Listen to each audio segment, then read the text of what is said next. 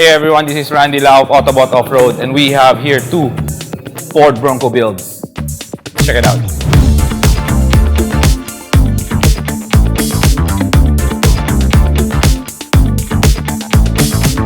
Start natin dito with the green one. This is a full build tong green. The red naman mas mataas yung height but tougher and more aggressive lang in look. Ito naman medyo tough but with a touch of elegance pa rin. We did upgrade the grille to a Ford Bronco grille. This is the stock headlights. Regular headlights is plain lang, and then with 𝗙𝗲𝗴𝗏 it's a quad light.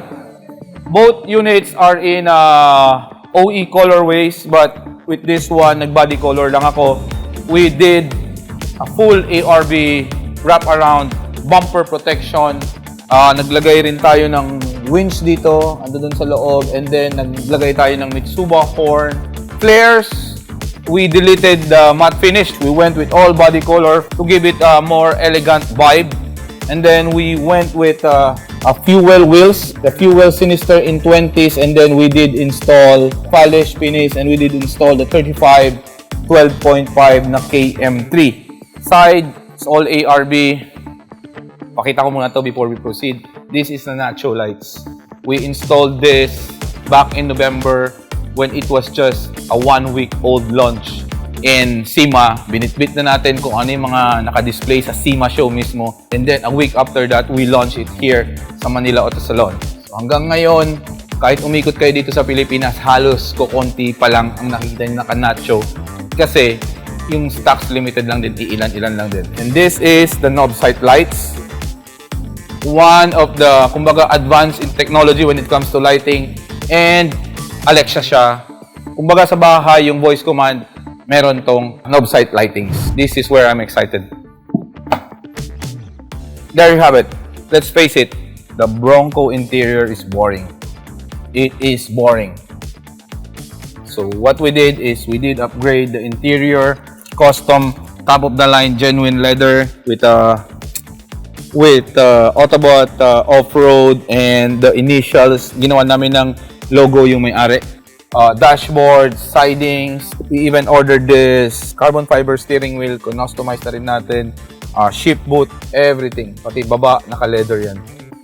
Binaklas namin, everything. Tunin to the carpet. We did match it. And pati yung seatbelts. Ganun po yung detalye pag Autobot. Stitching is orange as well. Wheels. This is the taillights of the 𝗙𝗲𝗴𝗏. Smoke na rin, stylish, and this is para for comparison purposes, pakita ko rin, ito yung stock. Stock is this one and this one, parang telescopic finish, set of 5,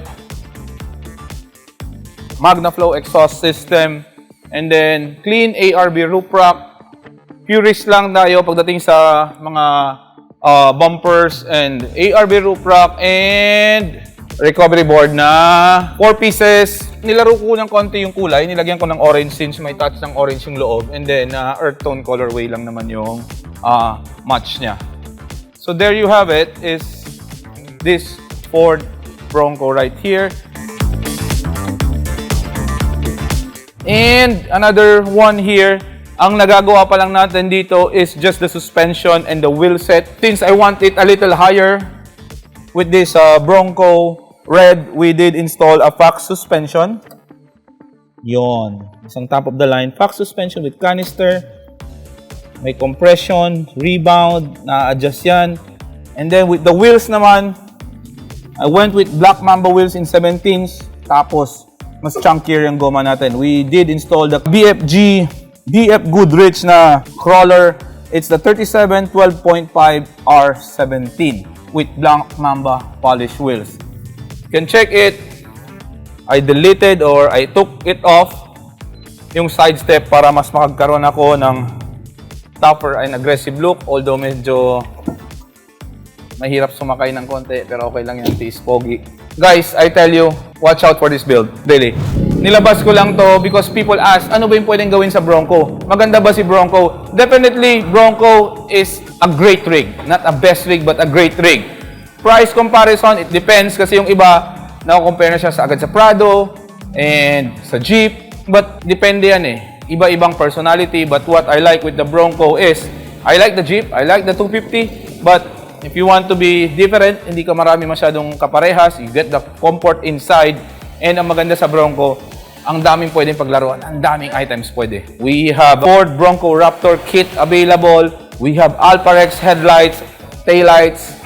Yung mga basic suspension, we have the Fox, we have the Icon, we have the Old Man. Sa wheels naman, we have varieties, we have fuel, we have KFC XD. Book race, pwede tayo magkabit kung gusto niya medyo lightweight.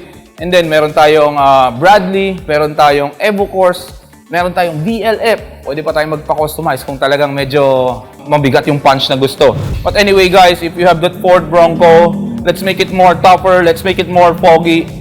Bring it here at Autobot Off-Road. If you have questions, call us or message us. Thank you very much. Have a great day.